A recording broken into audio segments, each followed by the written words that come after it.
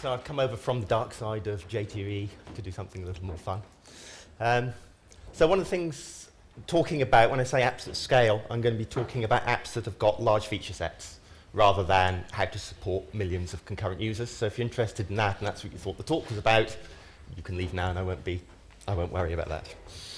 So, I said I'm not Phil Legater, who is having a baby, or is about to have a baby, and there's a good chance that it's going to be delivered early, unlike most of the software systems that we actually work on. And what we've been doing is we started off about 10 years ago, and what we deliver is web-based financial trading systems. Now that enables you to trade the whole set of financial instruments, put in orders and all that stuff. And we started this about probably longer than that, about 10 years ago, and we were just putting sort of streaming prices onto web pages. And then 4 or 5 years ago, it got more complex, and we started doing full end-to-end trading. And we hit a wall about 4 or 5 years ago when it got so complex, our productivity just plummeted, because what we're trying to do was so big, and it is starting to take us a week, 2 weeks to even get the next version of the product out. So we had sat down and thought about it, and we came up with a set of practices and a set of tooling that we used to get us over that hump and sort of get our productivity back up to something that was vaguely acceptable. Recently, we've taken that and we've sort of coalesced that into a product called BladeRunnerJS that we've just open sourced. Now, I'm not going to be talking specifically about BladeRunnerJS, more the ideas and the practices and some of the tooling that we've put into that. And I will reference obliquely, and I'll use some of the terminology, so please forgive me if I do that. So the first thing I'm going to look at is what is large scale, what do we mean by that? Then we'll look at the architectural solutions that we've come up with, what's worked for us, how tooling helps with that, and then finally we'll have a quick summary. So what's a large-scale JavaScript app? Now, Adi Osmani came up with a very nice definition. And I think really what's changed is from the old days, or not that long ago, 5 years ago, whatever, on the client side, on the server side, you'd be writing JSPs, you'd create a whole load of HTML, and then you'd transfer that down. There might be a little bit of JavaScript. Now what happens is that you're using the server just to generate an initial bundle of JavaScript, a few templates, and everything happens on the client. So effectively, we've skipped back a generation to what used to be known as client-server computing. That's a very good article, by the way, by Adi, and it goes through it's got a lot of the same principles and architectural options that we'll be looking at, so I encourage you to read that. So the first thing is complexity. And here, just to give you an example, is our, if I can get over there and get this to play. So this is our fully fledged trading application, where you can see we've got tiles and stuff in there to do financial foreign exchange trades. We've got charting, we've got layout managers. We want to be able to actually do trades from charts and stuff like that. That's actually a third-party package called HighCharts that's doing that. We've got options, we've got infinite scrolling grids with prices in it. You can drag and drop. We've got some more charting. So we've got lots of individual components that are all having to work together in a clever way, and these are all talking to back-end systems. So you can see that, for me, that's a fairly good definition of what is a large-scale system, and we've certainly been pushing the boundaries of what you can put in a browser. So we'll just let that finish. And here we've got an example of just embedding a video in there as well. Okay. Oops, I think I've just started again. Another example would be Gmail. Lots of people bring that. You've got great search facilities, you've got tabs, etc., etc. Another example of an application, a complex application. And they've got certain things in common. They're single-page applications, lots of complex functionality. They've got complex user interactions, as well as technological interactions with servers and backends and stuff like that. And actually, you leave them open all day. Most of our people will open our application, the trader, and they'll have them sitting there from 9 o'clock in the morning to close of play, which means you've got lots of things to worry about, memory leaks and stuff like that. We just can't afford them. So we've got a lot of constraints. And actually, what we've done is we've written applications that 10 years ago would have been written in C++. and we're now running them in the browser. So we've got complexity. Obviously, that's a lot of functionality. We've got a large code base. We've got roughly, tot it all up, including the tests, we're pushing 500,000 lines of code, especially if you start to include all the libraries we're using as well. Nice thing I like, actually, is if you look at the percentage of lines of test code we've got compared to lines of actual production code as well. So that shows, I think, we've got a fairly good testing strategy working. The other thing is they're long-lived. You've spent £10 million building your single dealer portal or whatever. You want it to last for quite a long time. Hopefully you're going to evolve it. You want to get something into production quickly, and then using Agile, sort of add features in. So that's going to be long-lived. You're then going to take some in, you're going to add some. And actually what's going to happen is during that period, technology is going to change. So if you did a design for JavaScript application 3 years ago, there'd be a totally different set of technologies. Node was in its infancy, etc. Wind that forward 3 years, what's going to be happening in 3 years' time? If you've got an application that lasts for 10 years, how do you make sure you aren't you're not going to be in a cul-de-sac in 3 years' time?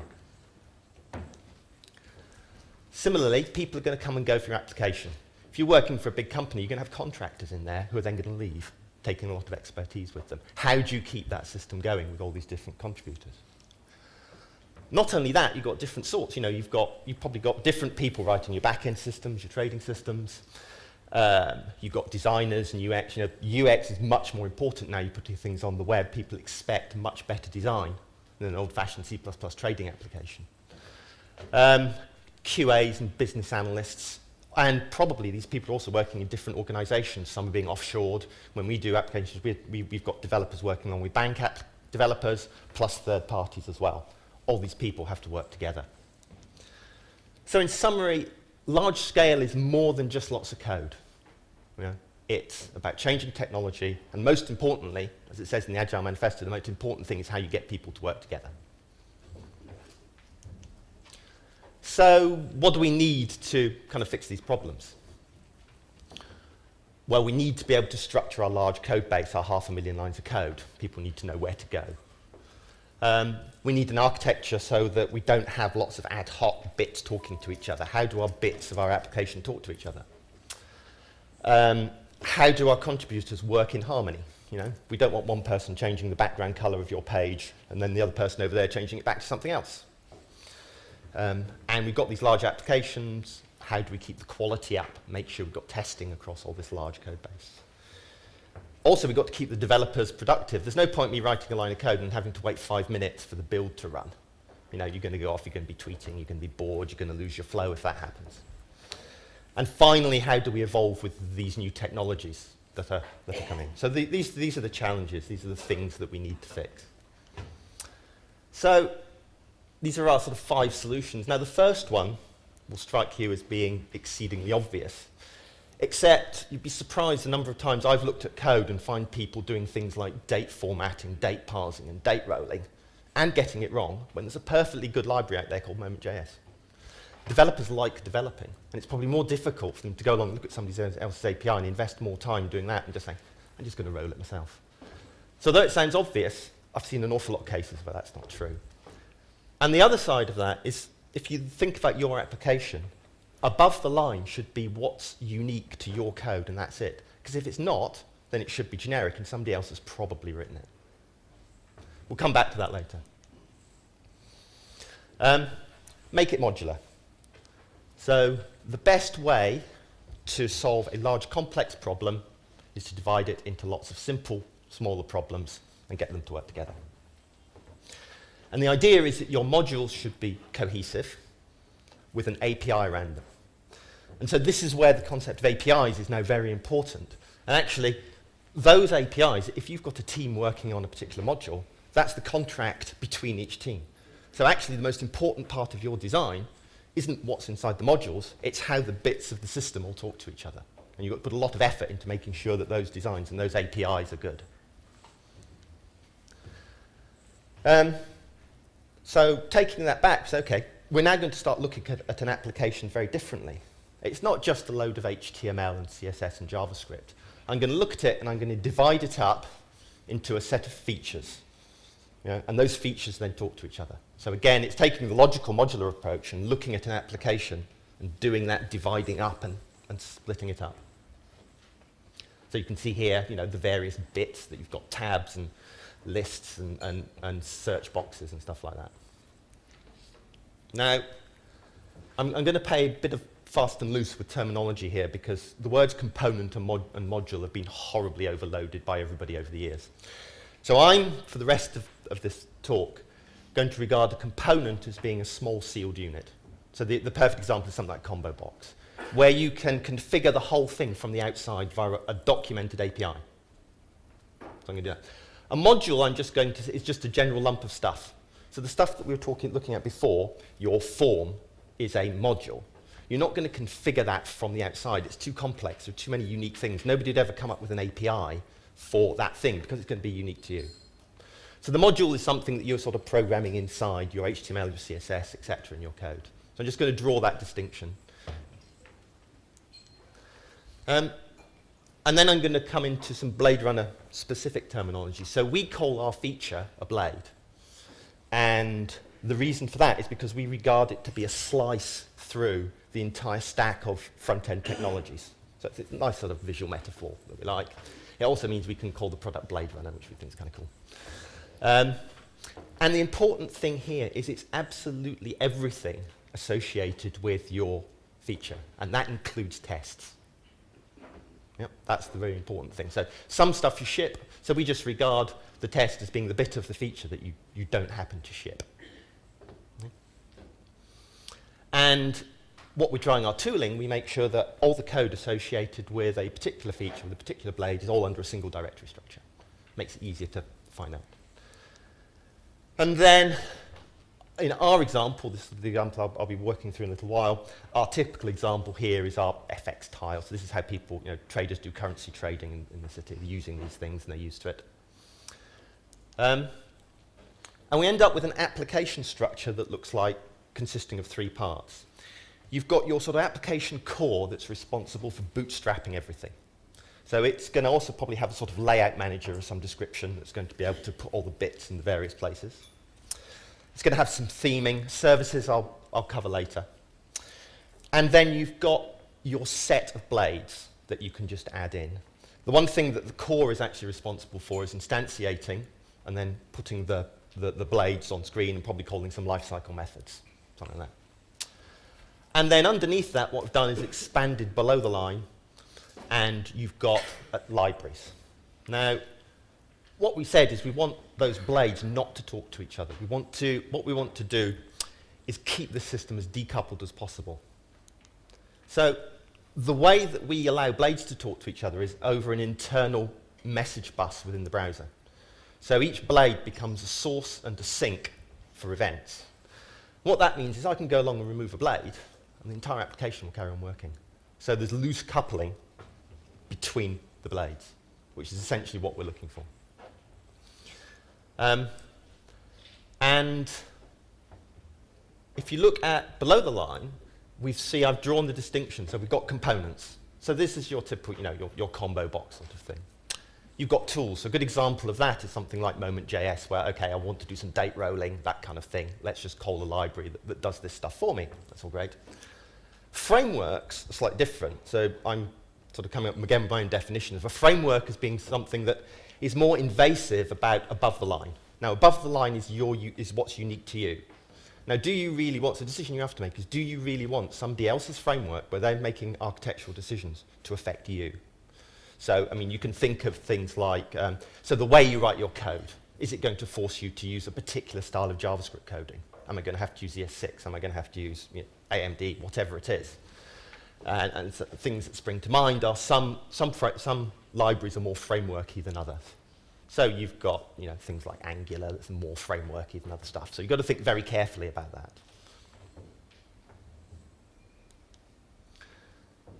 So let's start looking at some advantages of the stuff we're doing. So you've got an application and you've changed a line of code, and then, let's see if we can go there. You want to see the effect of your change of a line of code. So you refresh the code, go 1, 2, 3, 4, 5, 6, 7, 8, 9. You might then have to do some navigation. So I'm bored by then. I've lost my train of thought. And developer productivity is going to plummet. So you've got to stop. You've got to get over this, this long reload time. There we go. So one of the advantages of Blades is running in isolation reduces that reload time. So the time from typing a line of code to seeing the result. So what we have is we have these things called workbenches because we've got an isolated component. We've got everything associated in one directory. What we can do is load it up in a workbench. You can play with that, and you've got, we make sure that our reload time is under a couple hundred milliseconds at most. And you're also loading less code because you're only loading the code you actually need for that blade. You can ignore the stuff at the side for the moment, these sort of tools. I'll go into that later when we start talking about tooling. How do you go about finding an asset? So you've got a new developer on your team, and say, oh, we need to change the style of that. Where do you look? So we've solved half the problem. Yeah, everything is, you know what blade you're working on. You're going to look in there. We also enforce a structure so that the tooling can come along and say, okay, it's going to be in a directory called resources CSS and in a CSS file. So very quickly, any developer can come along and move around, and they can be productive and find stuff. And more importantly, when they're writing it, know where to put it. Yeah. Okay. Reuse. Now, one of the things we want to do is, once you've written a few blades, you're going to find some commonality. Especially if you're in a company, there's going to be stuff that's probably coming across your company, your business logic, that you want to share between teams. So what you can do is then take that code and push it down into a library.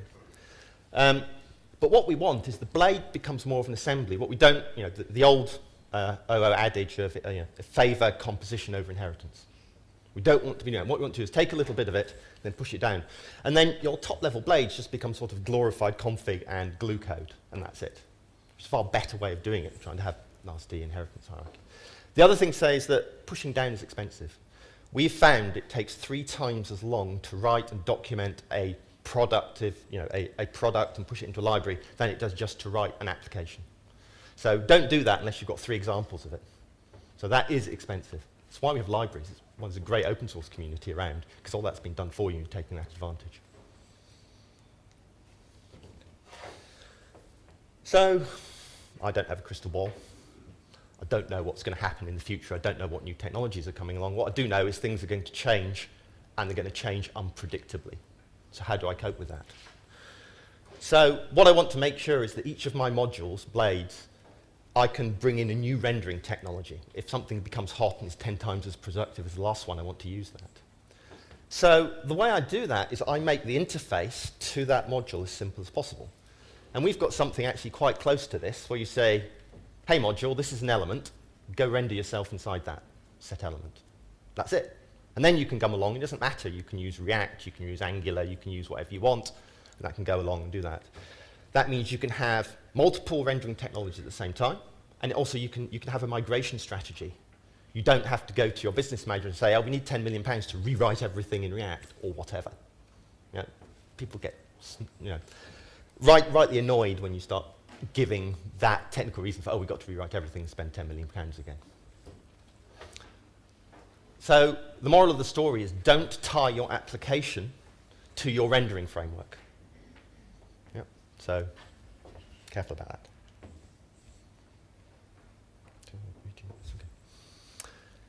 that.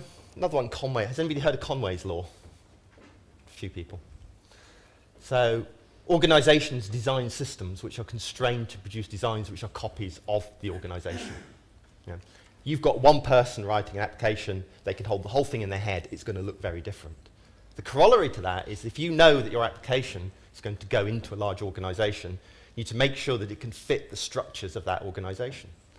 And actually, what we've done does that because we've already split our application up into features. And generally, you'll find that a group, a team, will be looking at a set of related features. If you're going in the finance industry, you're talking about, you have an equities group and a foreign exchange group, something like that. And they can be responsible for a set of stuff. You offshore a couple of features, and that, okay, you're looking after these blades. You can do that. You've then got the centralized stuff as well. So somebody's looking after the overall styles, the core group, that can go to another group. And then you've got this library. So as you've got a team that's probably responsible for looking after that general code that you've saved and put down into a library. You've got a separate team for that. So what we hope that what our architecture does is manage so that you can put your application into pretty much any organizational structure. Yeah, and that's actually more important than you think. Turn up on Monday morning, application's broken. Who's to blame? Who's to go and fix it? Again, because we've segmented it, we don't have horizontal layers, we've got vertical layers, it's much more obvious who's caused the problem. So we can go along and say, okay, team A, you did it, you go and fix it. Also, of course, what you want is something that, because we've segmented the application, it's less likely that somebody working on part A of the system can break part C over there as well. So, services. Let's move on to services. So what is a service? Service, it provides shared access to some resources, but hides away the implementation. So we've got some classic examples down there, a persistent service, a real-time service, PubNub, Lightstream, our Caplin server called Liberator, that kind of thing. Any number of RESTful services and APIs that exist out there in the world. And what they really are is a contract. And again, this is all about segmenting your system. You can have a group over there that's responsible for doing the servers, and what they're going to do is you will create a JavaScript interface on this side, a JavaScript interface on this side. Now, some people, JavaScript don't like the word interface. It's too Java-y for some people. But really what it is a contract. And the nice thing about them is if you can fail fast if you forget to put a method or get a method signature wrong, really. That's the only difference. But what the important thing is that contract, so teams can agree how they work together.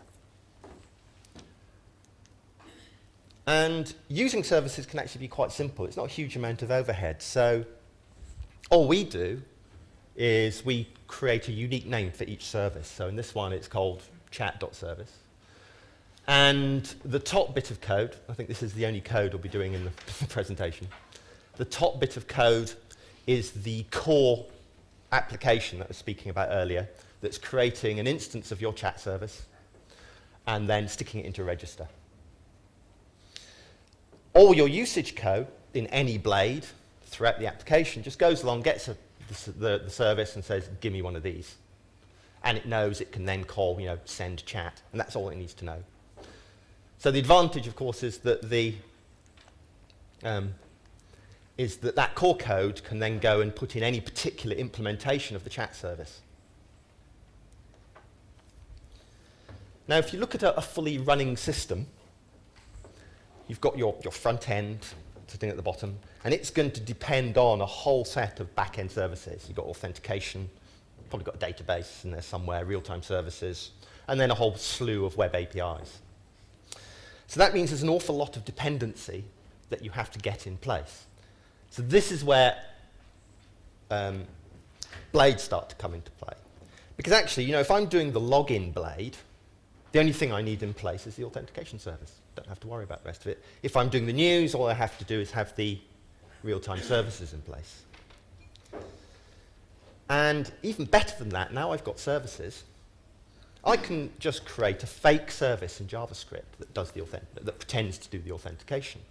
Similarly with the real-time service, and I can now start developing my individual feature without having any back-end. So I've just decoupled myself from the entire rest of the project. Now this saved our lives. About a couple of years ago, we were working for a bank, and they had to do some integration work with their trading system to our push server, and they were 3 months late on that piece of work, which meant, in any other way, we wouldn't have been able to go and write the ticket. Now, we went ahead and we got all that development done.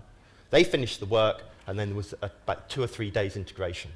That project would have been dead if we hadn't been able to have this ability. So it decouples you from the project risk of other teams and other parts of the system. And what they also enable us to do, I was promising I'd go through the bits on the right and left side of the workbench, is that when you're working, rather than talking to real services, you can talk to fakes. And you can start controlling the inputs and the outputs of your workbench and the little module you're working at. So let me give you a quick, hopefully, there. So this is actually running on my machine. I've got the network turned off, which is why now I can do the demo fairly hopefully. So I've got my container there, I've got my component there, and I've got something here that's pretending to be a streaming service. I can click this auto-generate button, hopefully, and that will start generating prices. Just random prices, and then you can see exactly how that works. You can, I'm going to do a trade, and there's another tool that's a nice little state machine down there, and then I can mock out the responses coming back from the server. I can pop over here, and I can actually see the details of what would go over the wire if I was actually talking to a real system. Okay. So I've got a lot to do actually, so I'm going to pop on. Okay. So you can see how useful that is. And then all I've got to do is when I go into the real system, all I do in my real application, I just talk to the real system, and I don't have to change a line of code in my Blade. So I think I've covered most of these things about why you'd want services. You know, remove lifecycle dependencies, change implementations, and without changing a line of code in my feature, I can run my code in a workbench, an application, or in test. Okay, so that's that. So the next thing is actually how you write your tickets. Now we've went to an MVVM architecture. Who's used MVVM architectures here? Cool. How many use Angular? Ember? Knockout? Oh, 3, fantastic. We use Knockout because we think it's nice. The reason we like it is because it just does one thing. So it just binds your HTML level to your view level. So the nice thing about it is what it gives you is a separation of concerns. So you've got your HTML and CSS at the top level, and that can be done by your designers. You've then got a view model that's literally a logical representation of the screen. And it's got properties on it like, you know, is execute button enabled, stuff like that. And then, so you have a gesture coming from your view, like button click. And then the view model is then responsible for turning that into an execute trade call. And then the view is listening for the state and just updating as the model changes, then the view, as the view model changes, then the view changes, etc. So it's standard data binding, really. Now, I'm not going to go much more about this. The real advantages of it is when you come to testing. So, happily enough, that's what we're going to talk about next. So, going back 4 years, what we used to do to test was we used to start up all our back-end servers and then log into the application, and we'd use Selenium, and you'd do something, and then you'd log out again, and then you'd log in again and do the next thing. And if we wanted to do something like, say, okay, what happens if a trade fails? We'd code special back-end servers that if you have a trade with this number, I'm going to send you a fail back, so I can then test what the GUI does. Now, this was what was killing us. This was it was horribly fragile. You know, a server wouldn't go up, and it was slow, and it was just absolutely killing us. It's why we were starting to take best part of a sprint to actually run the test and get any work done. So the advantage now, what we did was with the service layer, you can see what we can do is we don't need any back-end servers at all. So we're running against the fakes and stubs that are running in the browser.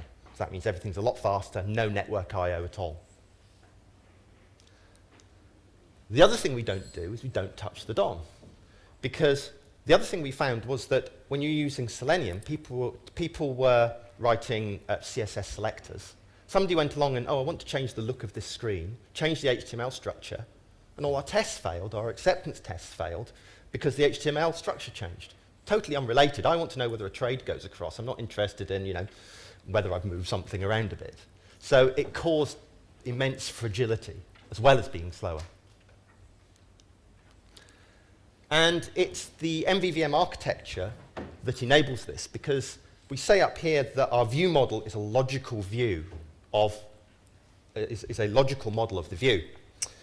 So all I can do, if I want to test, all I can do is I can poke the view model and then see what happens at the service, see what comes out of the services. And I can inject fake services in there. So we end up doing test by contract. And we have this given when then style. And this is really good for talking to product owners and things like that. So I'm interested in testing the browser. I'm going to assume that the server code is already tested, it's got an API in it, and they've done their job. So given a form is opened, when user clicks a button, then the message is sent to the server. That's really all I want to know. And if it does that, that's a nice high-level thing that a product owner can understand. And I can run that fast in browser without touching the DOM, without going to a server. The only thing I then have to do is say, OK, I know functionally my browser works. Then effectively, I just need to test the contract between the client and the server. And actually, I can do that with a relatively small number of smoke tests. So we still do use some Selenium, but right up sort of the third bar up, application tests, where effectively we're testing that contract and doing smoke tests. And of course, under here, what I haven't said is we've still got all the usual unit tests running underneath, doing that low-level developer testing. And we try and keep those functional tests as something that a business owner can actually understand what's happening in the system. Okay. We were testing across 4 browsers, 2 IEs, Chrome, Firefox. Each one took a couple of hours. It was 8 hours to do that. We had this thing called, because we had random failures because of timing, we actually had to have this thing called the quality gate, where we ran them 3 times, and if less than 5% of them failed, then we knew that that it was OK. Now we can do the whole thing in 10 minutes, and it's proper green or red testing. And also, because you're doing a blade, as a developer, most of the time, all you have to do is run the test for your blade, and that's 30 seconds. Only just before you check in, do you then go along and run the whole suite. And even on your laptop, that's under 10 minutes to run the whole suite of unit and acceptance tests. OK, so the third section is I'm going to talk about tooling and developer workflow. So I know there's been some previous talks about builds. Now, there's lots, this is standard stuff you need. So you want to check that people haven't put an eval or something silly, some making sure that developers haven't done anything really silly. They followed your conventions. So we've got tools for that. Language preprocessors, yes, you want to run Sass and everything else you want. If you're running TypeScript, you've got to run those. If you're doing APIs, you've got to run JSDoc. You've got to run your tests, dependency analysis, and then at the end of that, you probably want to minify it. So it's all fairly standard stuff that, Gulp and all that, etc., Broccoli are all great at doing. But what I would say is that is the minimum. That's just about building your code. What you also want is stuff that actually helps the developer do their job as well. So scaffolding. So you work out that, this is the way we generally write our tickets. Let's write some template code that every time you do, OK, boom, and it creates you a whole new template and you're ready to go. So developers don't have to have that whole, how am I going to write this? It's basically reusing design as well as reusing code. Define a workflow. So, I know what I've got to do. This is how I do my test. You've seen the workbench already. So give somebody a way that they can develop independently of the server. And finally, helping with testing as well. So we end up with a workflow that's a bit like this. So if you go, you can create a skeleton. You create your feature from the skeleton. You then go along and you do your HTML and CSS, you do all that, and if you're good, you write your tests. You run in isolation. You can manually test the feature. You've got that nice quick feedback loop. Change a line of code 100 milliseconds and you do it again. Complete the feature, integrate it, run it in the rest of the app.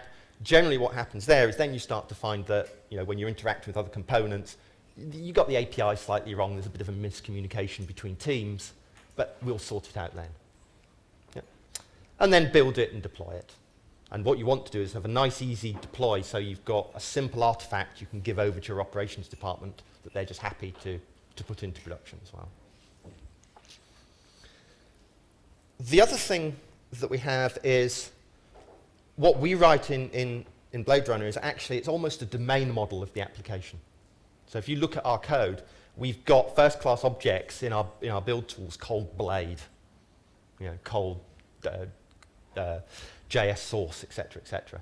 And what that means is that gives us the ability to reason about an application. We can actually write a GUI, and we have done, called the dashboard, that you can actually look at the structure of your application, the logical structure of your application, fires off to a REST server that's actually looking at this domain model.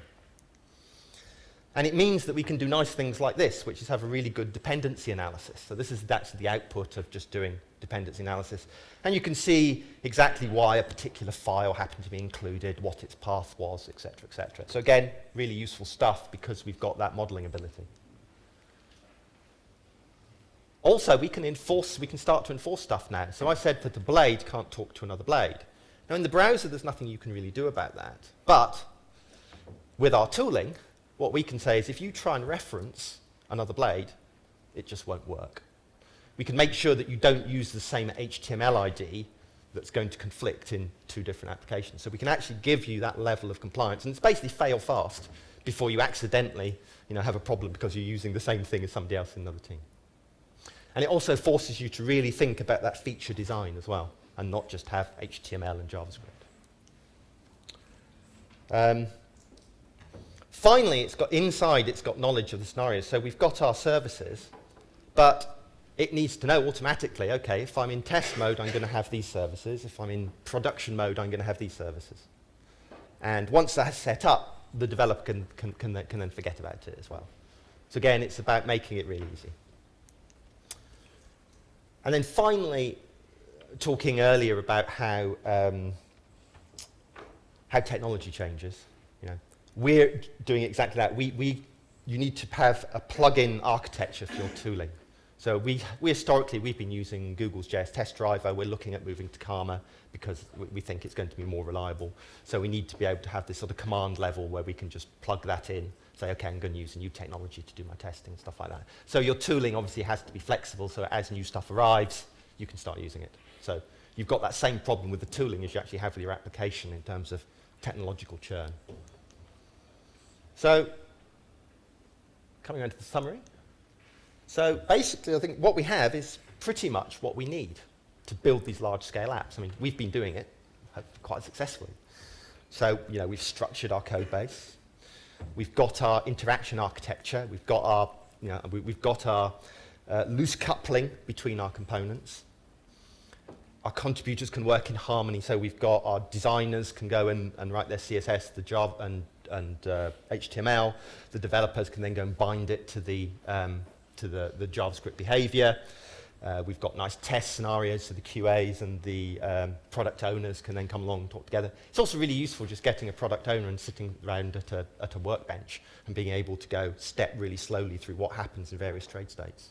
Really useful communication tool. Development's productive. So, we don't want people sitting around. Testing is fast, refresh is fast.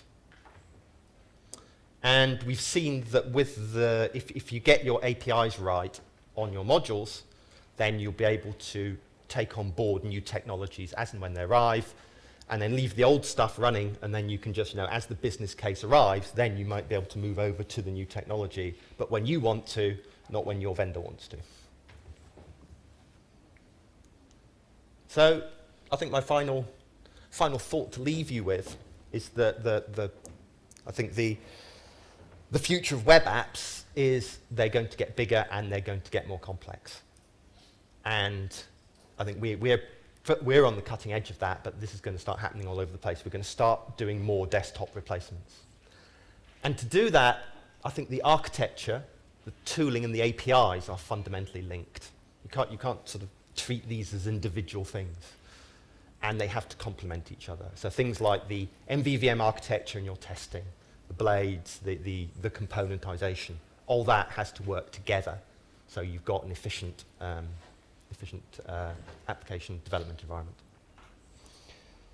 So that's 39 minutes. Thank you very much.